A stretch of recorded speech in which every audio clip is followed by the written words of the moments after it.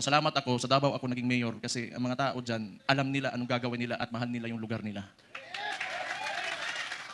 Kaya kahit pinahihirapan kami, okay lang man, politika. Tapos, Marcos lang. Alam naman natin sa tatay pa lang yan, kawatan!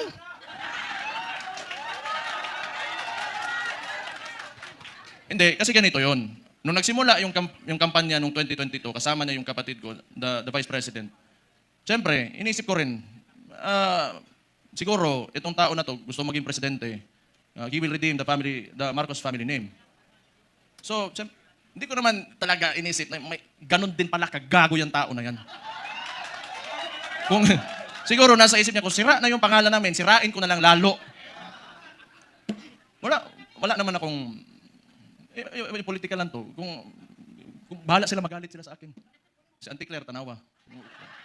Pagkatapos ito, Auntie Claire, si Mayor, basta, lo ni mo buwangan ka. Oh,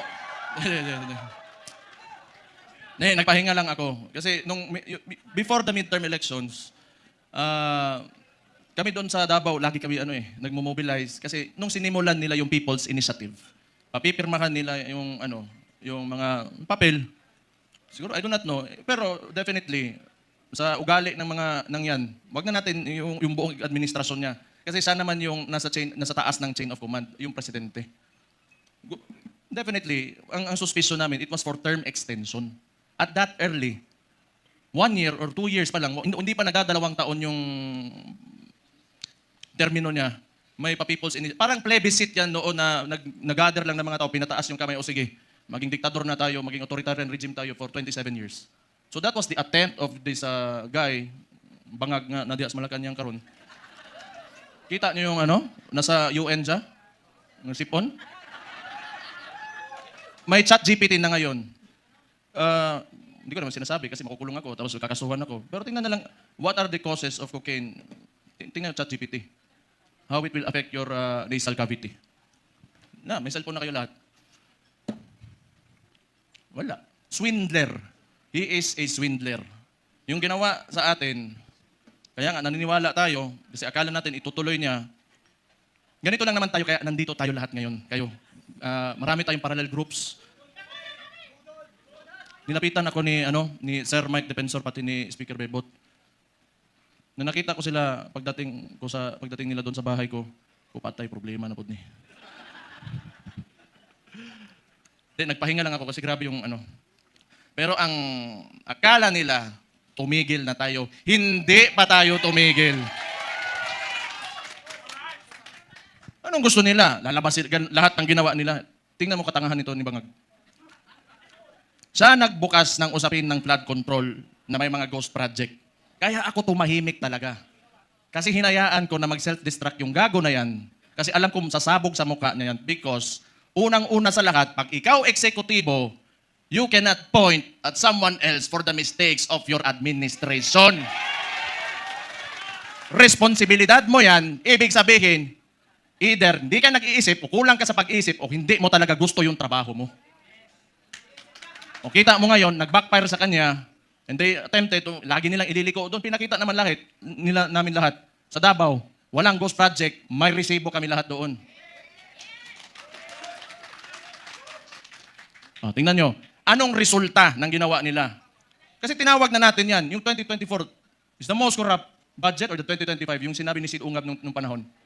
Hindi, lahat yan kasi sayo nang kaupo eh. The most corrupt.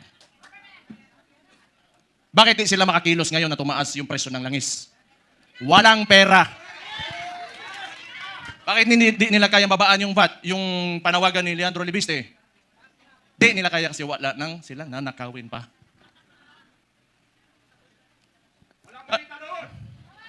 Alam nyo, hindi naman talaga perfecto kahit saan ka pumunta sa buong mundo. May mga lobbyists, the congressmen and the senators, dadaan talaga yung pera dyan because that's the power of the purse, lobbying and all of that. Pero this kind, the estimated loss to corruption, umaabot na sa trillion. It doesn't make sense anymore. Saan mo pa gagastusin yung pera na yan kung nasa bulsa mo yan? For what? Magkano ba gusto mong, yung kanin mo, gusto mo tag 200 pesos per kilo? Gusto mo yung pinakamasarap na pagkain, pinakamasarap na steak? Ano ba gusto mo sa buhay mo? Yan yung mga yan, mayayaman na yan. Hindi pa sila nakukontento. Hindi na lang maawa ba? Kita nyo yung mga matatanda na nagmamalingkay sa umaga, magdadala ng bayong, tapos pahihirapan mo pa, ngayon tumataas presyo ng lahat. Hindi siya nakatingin sa pangkaraniwang Pilipino, ano ang buhay ng Pilipino. At tapos itong gago na to, patay na bukuan eh. Gusto ko man yan, pag initan nila ako, para ano naman, nagpahinga lang ako, balik na naman tayo, patay na naman sila sa atin.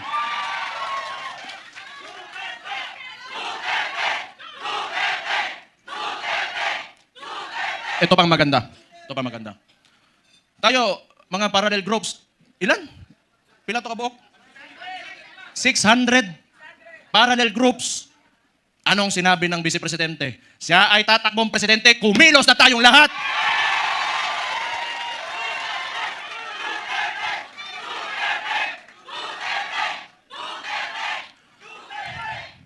Ang gusto ng ito, ano ko lang, tingin ko lang naman ito kasi hindi ko rin naman talaga mahulaan kung ano nasa isip ng kapatid ko. Tayo, tama yung sinabi ni Rob Rances kanina, may galit tayo. Galit na, lahat tayo galit dito. Kaya nga tayo nagtipon-tipon kasi gusto natin na may pagbabago na nangyari. Kasi yung pagbabago na yon, kinuha ni Bongbong Marcos, nandun na sana tayo. Balik lang tayo kung ano yung plataforma. Ito ha. Noong 2016, si former President, si Roddy Duterte, yung tatay ko, sa survey, 7%, 15, 18. Ano plataforma niya? Dalawa lang. Very simple. But it reflected the sentiments of the people. Yung masa. Drugs and corruption. Anong binalik ni BBM ngayon? Drugs and corruption.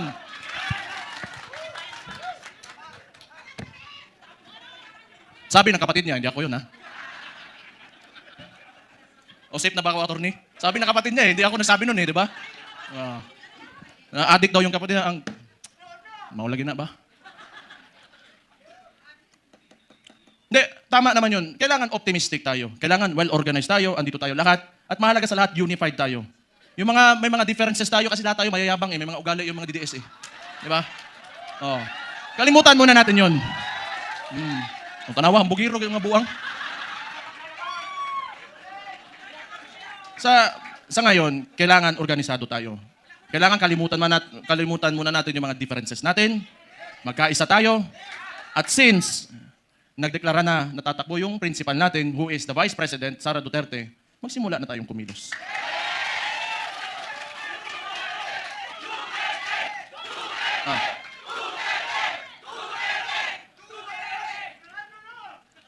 Una, hindi atin ang mainstream media. Yan ang pinakamalaking, pero wala naman di maniwala na sa kanila ngayon. Actually, if you are biased ka towards the article or the headline, you will support that headline. Yung ano lang, traditionally, sanay kasi yung Pilipino na, or yung, not really the Filipinos only, but the entire world, they look up to the mainstream media kasi yun yung historically, yun talaga yung ginagamit na source of information. But we all know na it can be manipulated. And it is very well manipulated by... No, I do not blame them. May iba lang talaga na talagang rabid na anti-Duterte na mga tulad ng Rappler. Pero yung iba kasi talaga, wala yan. Matatakot talaga yan sa gobyerno. Kasi yung gobyerno, yung negosyo mo, lalapitan ka lang yan. Lalapitan ka lang ng BIR, ng ipapasarado ka, takutin ka. I know this because a lot of individuals in Davao, businessmen, were even afraid to come near me. Kasi pag manalaman ng administrasyon na yan, ni Bangag, ika-cut off, pahihirapan, gamitin yun. The bureaucracies of the government have been weaponized by this administration. So intindihin na natin yun. Intindihin na natin yun. What we can do is, we go back to the roots, we campaign for our candidate. Wala rin naman tayo, kasi hindi rin naman tayo papansinin ng mga mainstream media because, lahat, masang Pilipino man tayo. So we do what we do best. 2016, anong ginawa nyo? Walang campaign materials na mabibigay yung tatay ko. Anong ginawa nyo? Kayo gumawa sa sako. Then this will be 2016 all over again. Let's reclaim the country and give it back to the people.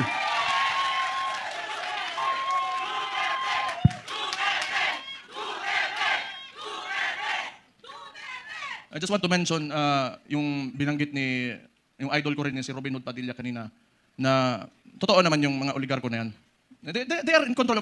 Walang nawawalang oligarko sa buong mundo. Lahat ng nations in the entire world have oligarchs. Ito lang naman talaga.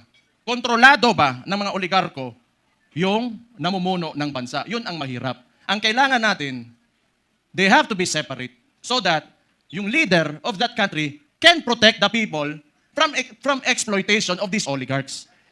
Kaya hanggang ngayon, ayaw pa rin nila sa amin dahil binangga yan, walang iba kundi si Rudy Duterte lang.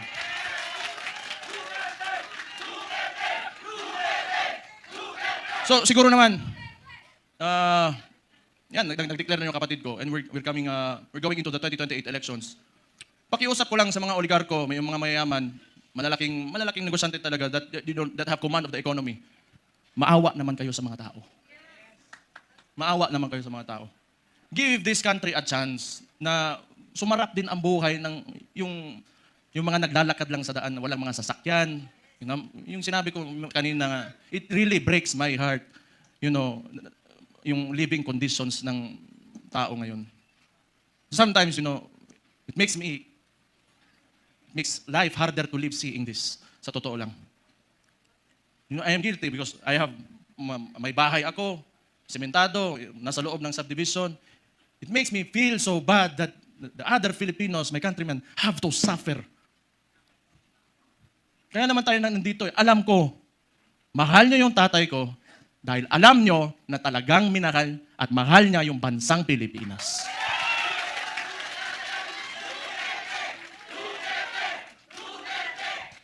We have to, turn this around. We have to make this country turn around. Hindi pwedeng ganito. Andun na tayo. Alam ko, kahit yung tatay ko nasa Netherlands, binigay sa mga dayuhan. Alam ko nandito pa rin kayo kasi naniniwala kayo, pinakita ni Rudy Duterte na kaya pala natin angatin natin ang ating bansa. You know what? Kayong lahat mga Pilipino, do not settle for this. You deserve better. You deserve better. Sinasabi ko sa inyo, you deserve better. Kaya, be optimistic, maniwala kayo na we can take our country to greater heights. Sinasabi ko sa inyo, alam nyo na eh. Kaya nga nandito kayo, naniniwala kayo. Just hold on to it. And someday, awa ng Diyos, talagang may Diyos talaga. And may hustisya talaga. Makakamit natin ang Pilipinas natin at pinapanaginip natin. Isa, ang politiko, kailangan bitawan natin yung mga pansarili nating gusto. We have to be selfless public servants. Unang-una yan sa lahat. Kung gusto natin talaga umangat itong bansa natin. Sabihin na natin, may nakawan nangyari, bigayan ng pera, whatever. That should be enough. Nagkaroon na kayo ng presidente that tolerated it. So what's next? Dadagdagan nyo pa? Nagpasarap na kayo ng sobra-sobra, gusto nyo pa? Kung swerte na kayo sa buhay, it's time you give back to the people. Huwag nyo pahirapan yung mga tao. Tama na yan. Okay na yan. Siguro yung mga anak nyo maka-aral sa abroad, you can eat, in very nice restaurants. Tama na yan. That's okay. Isang ulo lang naman ang kailangan namin. Ang ulo ni Bongbong Marcos!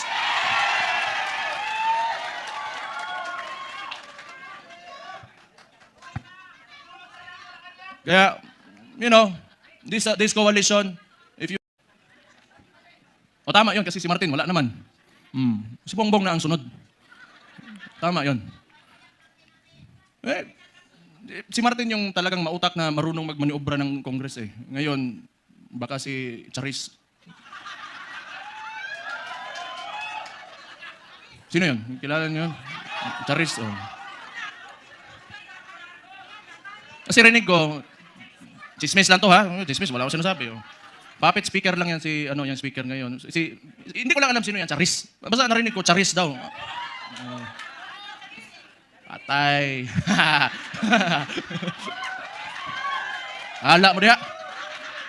Basta ako, nagsalita na ako. Yun yung nasa puso ko, yun ang nasa isipan ko. Kung maniwala kayo, okay. Hindi kayo maniwala, okay lang din. Hindi ko maniwala tayo dito lahat, nabangag talaga yung gagawin nasa taas. Alam nyo na anong gawin nyo. Ilagay natin ang Vice Presidente sa 2028 na Pangulo natin. Ito lang, yung mga nananawagan na gusto natin ng radical, revolutionary movement. Gusto nyo? Sumama kayo kay Leandro Libiste. Pumunta kayo doon. Hindi, kilala ko yan noon pa. Kilala ko si Leandro. Pumunta yan ng Davao, nagbigay yan ng mga solar panels sa isang indigenous community doon sa Davao City. Matagal na. So, may ano yan sa CSR na ginawa doon. Kaya mabait yan na bata. Mas matanda ako ng konti eh. Mabait yan si Kong. Mabait yan. Kaya yan naging ganon. Kasi alam mo yung mga mababait na tao, pag ginalit mo, patay ka talaga. Mag-ingat kayo. Ayan pa, may isang Israulo si Attorney Harold Respiso. Sabi ko nga eh, nakita ko tong gago na ito, sabi ko, puta, hindi lang pala ala ko ang Siraulo dito, may kasama na ako. Wala yung isang Israulo din, si Kiko Barzaga. Pero pag I want to talk to the younger people in the cameras. Subaybayan niyo yung mga bata na yan, yung mga tao na yan. They are the future of Philippine politics. Sino ba naman si Raulo na lalaban ng administrasyon, magiging oposisyon, lalo ng ganito kaabusado? You know, what seemed to me, yung ginawa nila sa tatay ko, was a state kidnapping. Yung mga bata na yan, hindi natatakot yan. We need people like them. We need people like them.